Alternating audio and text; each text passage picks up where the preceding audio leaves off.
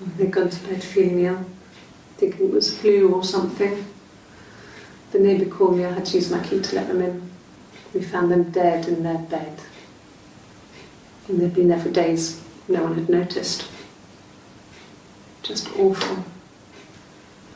It was so soon after my miscarriage, the worst year of my life. I'd been so happy to get married, and after that it was just like, fuck.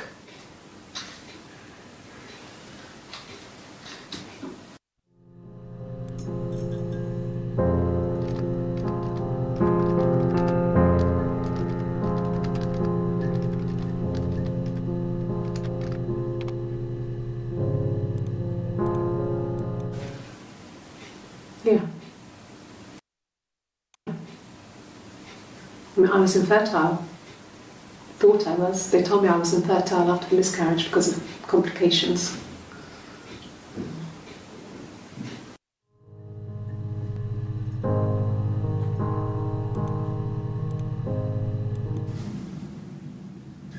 Hannah had a miscarriage.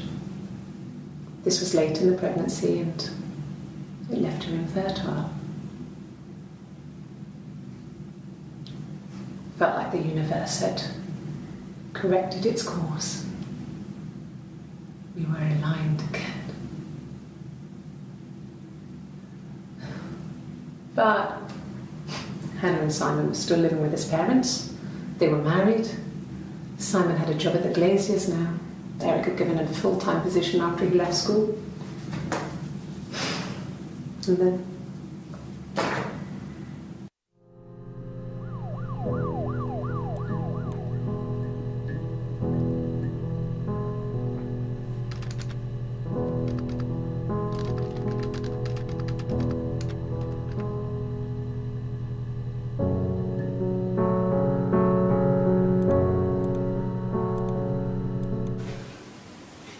yeah. I was infertile.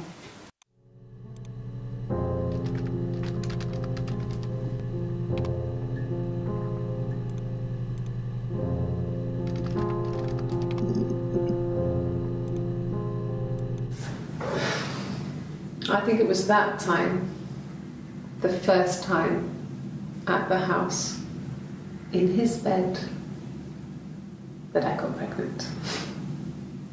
Amazing, right? This fucking magic sperm. And they say lightning doesn't strike twice. I didn't tell him. I missed 3 periods. I had pretty irregular periods anyway, but 3.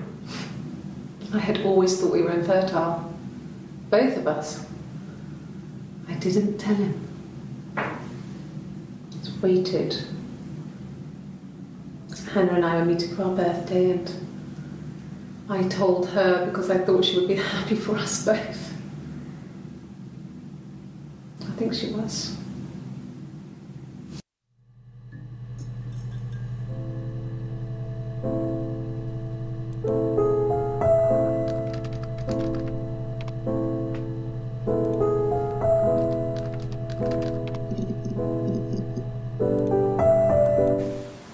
Yes, I'm fine. I won't be sick again. This happens some days.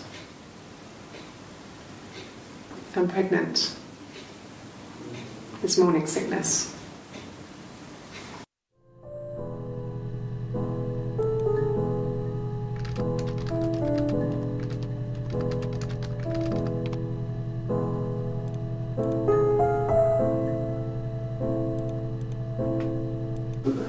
No. Well, yes. You found out on my birthday. I told him I was pregnant.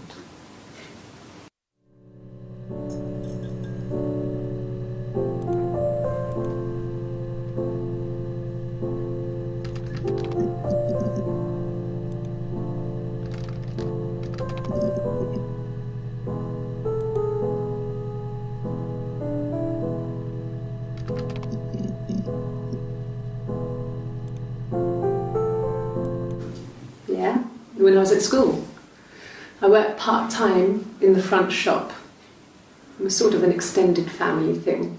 My dad used to work there, my mum worked there before I was born. I took care of paperwork, filing, typing out invoices, that kind of thing. It was a good job for a girl back then. I didn't work a till or anything though. I was quite shy, so I wouldn't have liked to have worked a till. I worked part-time in the front shop.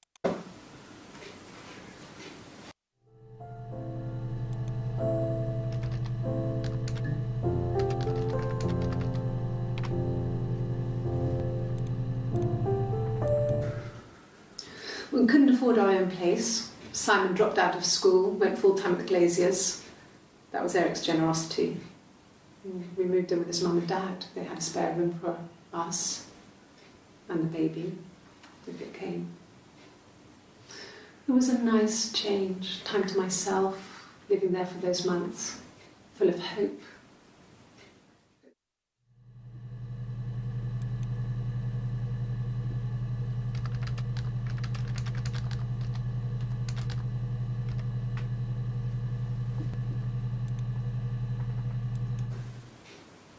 No.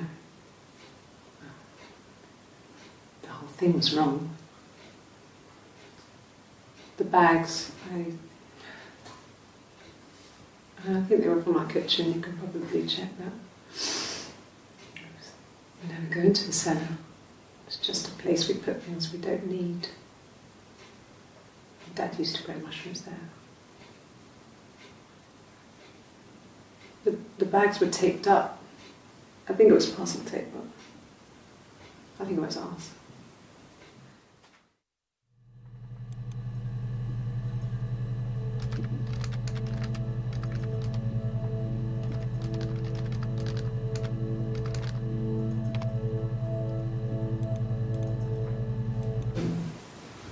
No, they were shut.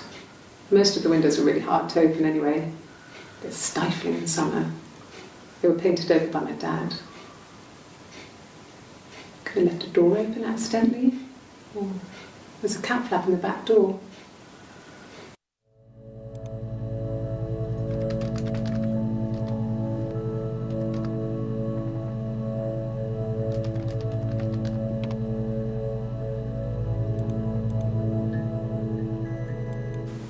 They said it was food poisoning. There was something in the food they ate. My dad liked to pick mushrooms, grow them too. They said it was the mushrooms. It was hard to believe. Death caps. They have a skirt around the cap. My dad taught me that. But, the police had no reason to think it was suspicious. They lived alone. And no one had any reason to hurt them.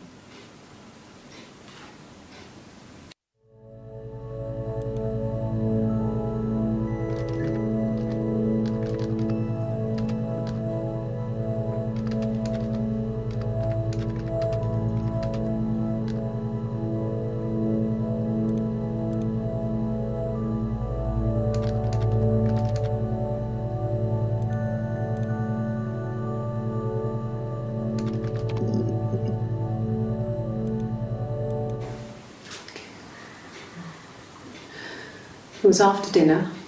I'd spoken to Sam's parents on the phone. I looked up for an early night and I suddenly had this thought. I think it was something his mum had said. She'd been speaking about old stuff, sad stuff, about when we lived there, about the baby.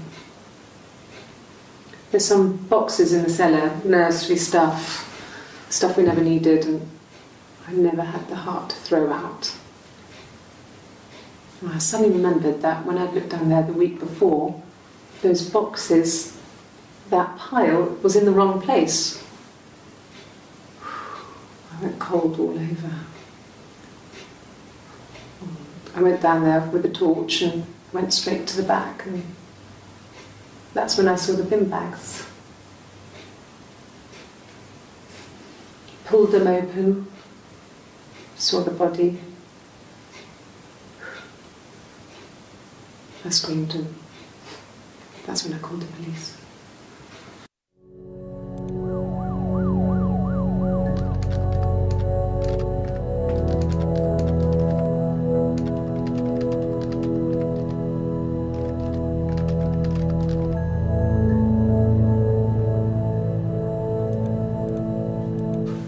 When will the police let me back in the house?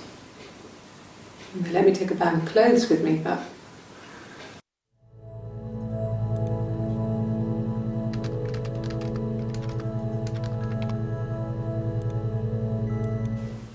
Okay. I parked up on the street. It was busy, so I had to park down the end of the road. Walked up, knocked on the door, no answer. I took my keys out of my bag and unlocked the door. The main lock was unlocked. You can tell because the key doesn't turn when you try to turn it to the left. I walked in. Simon's coat wasn't on the peg. I couldn't see his shoes in the shoe rack. I shouted out. I walked straight into the kitchen because he usually sits in there to have a cup of tea and read his paper, but he wasn't there. I touched the kettle. It was cold. I couldn't see his shoes in the shoe rack. I shouted out. I walked straight into the kitchen because he usually sits in there to have a cup of tea and read his paper, but he wasn't there. I touched the kettle. It was cold. I looked quickly in the living room. Nothing. So I walked upstairs to the bedroom and he wasn't there. I didn't search for him because it was pretty clear he wasn't there. I had a shower. The phone rang whilst I was in the shower. I didn't answer it. I think it was Eric. Then I was just exhausted. So I lay down on the bed and I fell asleep, though I didn't mean to. I woke up a couple of hours later and I was surprised to see no one in the bed next to me. And then I remembered where I was and what had happened. That's when Eric called again. This time I spoke to him. Then I called Doug and Eleanor. And then I decided to come and see you. Eleanor?